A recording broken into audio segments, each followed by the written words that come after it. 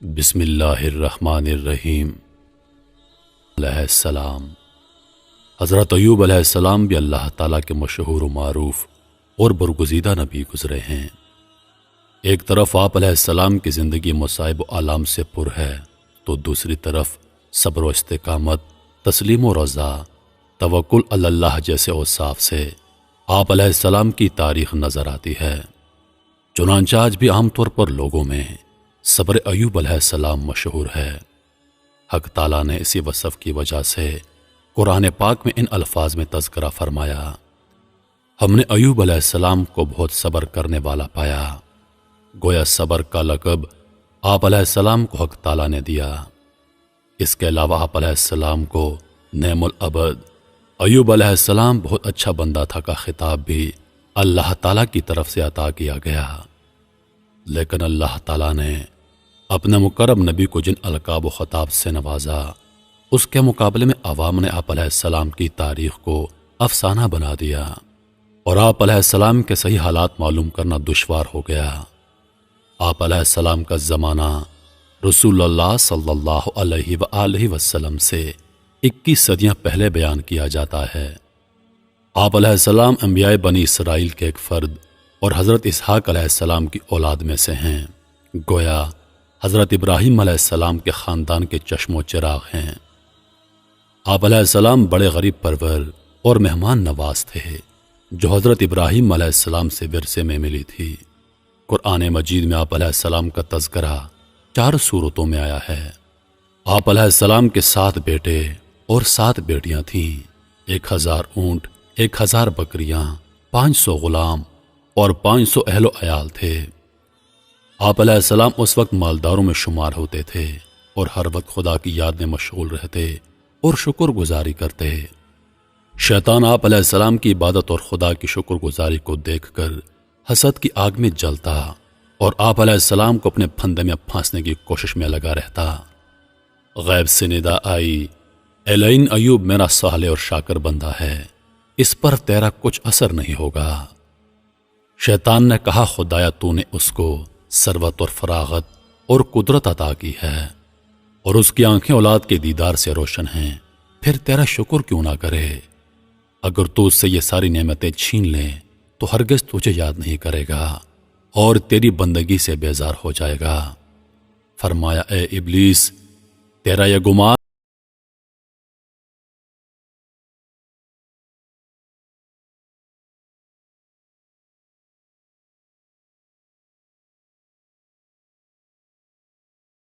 پروردگار عالم نے فرمایا، چل، میں نے تجھے اس کی اولاد اور مال پر تسلط دے دیا ہے۔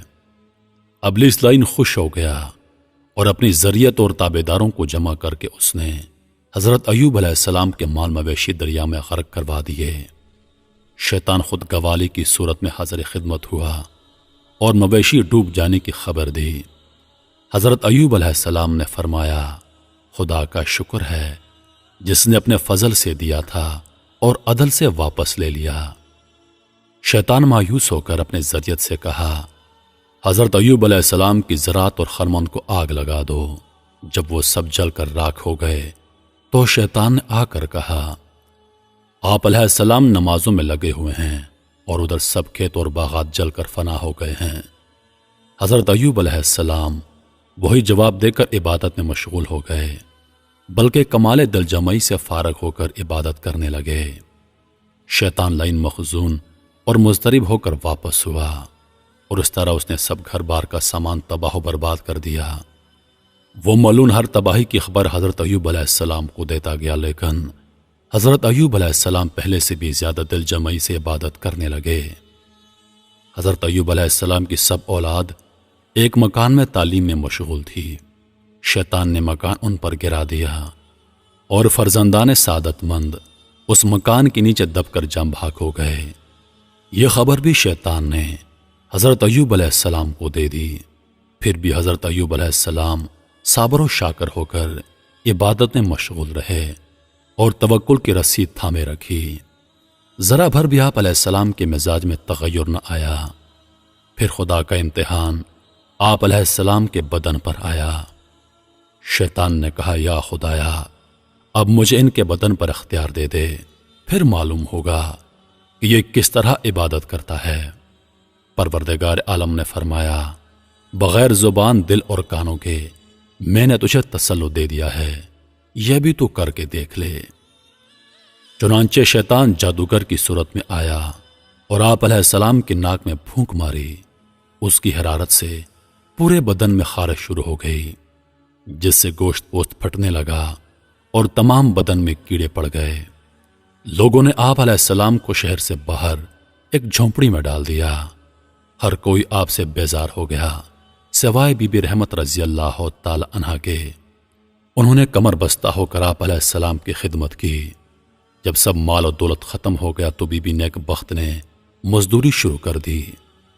آدھی مزدوری خدا کے نام حضرت ایوب علیہ السلام کی تندرستی کے لیے صدقہ دیتی اور آدھی مزدوری پر اپنا وقت گزارتی اور حضرت ایوب علیہ السلام کو کھلاتی۔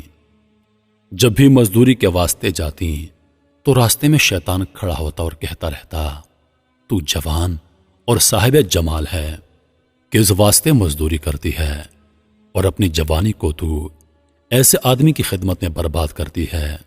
مصر میں ایک دولت مند سردار ہے، اس بیمار کو چھوڑ دے، میں تجھ کو اس کے نکاح میں دے دوں گا اور تجھ کو اعلیٰ مقام تک پہنچاؤں گا۔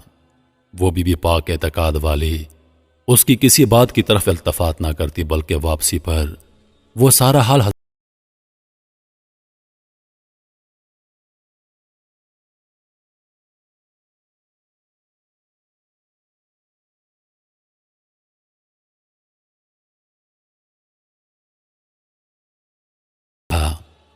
اس بیماری کا علاج گوشت خوک اور شراب ہے، اس کے بغیر کوئی علاج نہیں۔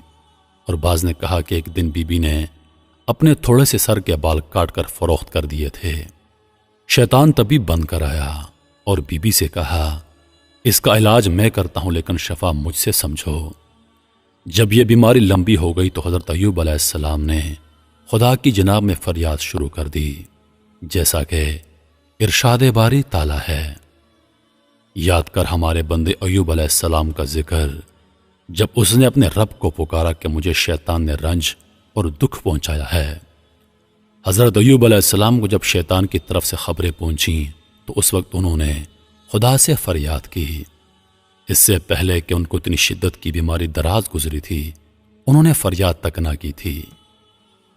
18 سال تک اللہ تعالیٰ کے پیغمبر ایوب علیہ السلام دکھ درد میں مبتلا رہے اور اپنوں اور غیروں نے چھوڑ دیا۔ ہاں، آپ علیہ السلام کے 2 مخلص دوست صبح و شام خیریت اور مزاج پرسی کے لیے تشریف لایا کرتے۔ ایک دفعہ ایک نے دوسرے سے کہا، میرا خیال ہے حضرت ایوب علیہ السلام نے خدا کی بڑی نافرمانی کی ہے، 18 سال سے اس بلا میں مبتلا ہیں اور خدا ان پر رحم نہیں کرتا۔ پھر اس دوسرے نے شام کو حضرت ایوب علیہ السلام سے وہ بات کہہ دی۔ آپ علیہ السلام کو اس بات سے رنج ہوا اور کہنے لگے، میں نہیں جانتا وہ ایسا کیوں کہتے ہیں، خدا خوب جانتا ہے۔